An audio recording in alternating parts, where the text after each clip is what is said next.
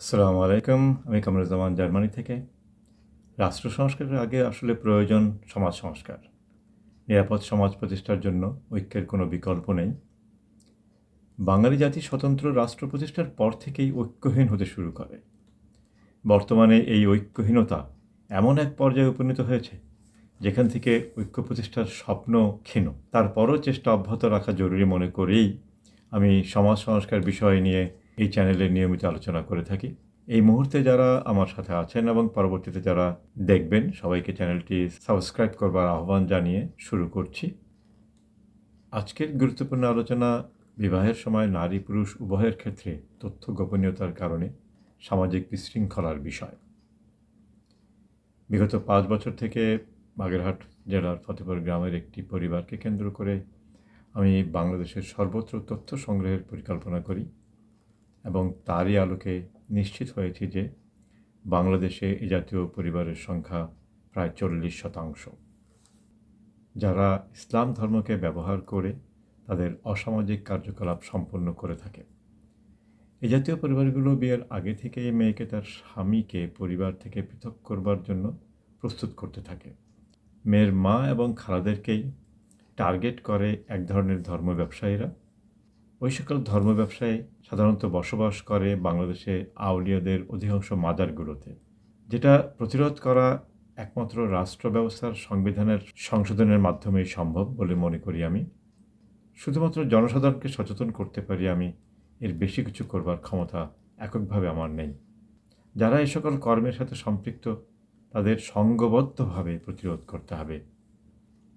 যারা প্রকৃত ধার্মিক তাদের ঐক্যবদ্ধ হতে হবে।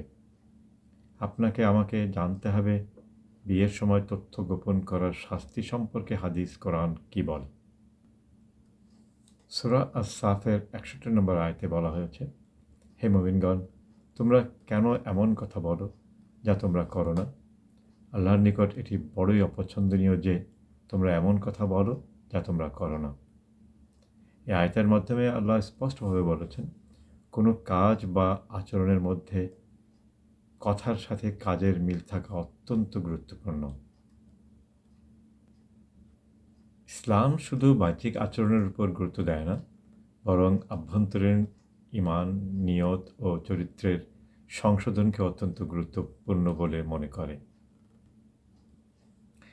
কোরআনে স্পষ্ট উল্লেখ করা হয়েছে, যদি কেউ হিজাব পরে শুধুমাত্র বাহ্যিকভাবে ভালো দেখানোর জন্য বা কোনো ব্যক্তিকে খুশি করার উদ্দেশ্যে, কিন্তু তার কর্মসমূহ আল্লাহর সন্তুষ্টির উদ্দেশ্যে না, তাহলে এটি দ্বৈত আচরণের শামিল এবং আল্লাহর কাছে গ্রহণযোগ্য নয়।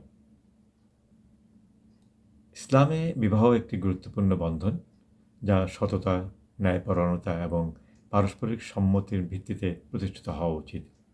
যদি কোনো নারী বা পুরুষ মিথ্যা তথ্য দিয়ে বা প্রতারণার মাধ্যমে বিবাহ বন্ধনে আবদ্ধ হয়, তবে এটি ইসলামী নৈতিকতা ও শিষ্টাচারের বিরুদ্ধ। কোরআন এবং হাদিসে এ বিষয়ে স্পষ্ট দিক নির্দেশ রয়েছে এবং এটাকে হারাম বলা হয়েছে।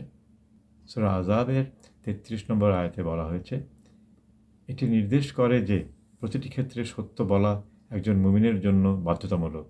বিবাহের মতো গুরুত্বপূর্ণ ক্ষেত্রে মিথ্যার আশ্রয় নেওয়া গুনাহ।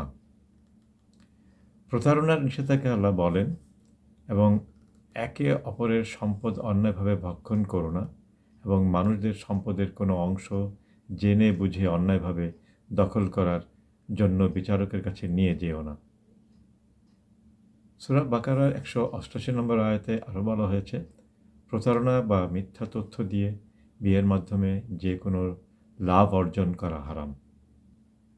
সূরা রুমের 21 নম্বর আয়াতে আরও বলেছেন, স্বামী বা অন্য কাউকে নিয়ন্ত্রণে নেওয়া বা তাকে তার পরিবার থেকে কোনো ষড়যন্ত্র, জাদু বা অন্যায় কোনো মাধ্যম ব্যবহার করা ইসলামে সম্পূর্ণ হারাম।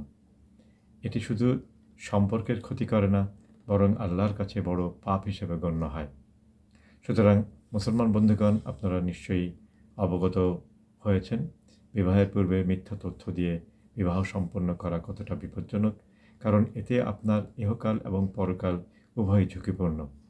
আর দ্বিতীয় আরেকটি বিষয় এখানে উল্লেখ করা দরকার, যারা এর বিরুদ্ধে প্রতিবাদ করবেন সূরা আন-নিসার ১৩৫ নম্বর আয়াতে তাদের সম্পর্কে বলা হয়েছে, হে মুমিনগণ, তোমরা আল্লাহর জন্য দৃঢ়ভাবে ন্যায়ের উপর প্রতিষ্ঠিত থাকো এবং সৎ কাজের সাক্ষ্য দাও, যদিও তা তোমাদের নিজেদের বা তোমাদের পিতা মাতা ও আত্মীয় স্বজনের বিরুদ্ধেও হয়। শুধু দর্শক মণ্ডলী, আমি আজকের মতো এখানে শেষ করব। আমার চ্যানেলটিকে পুনরায় সাবস্ক্রাইব করার আহ্বান জানিয়ে বিদায় নিচ্ছি। আল্লাহ হাফেজ।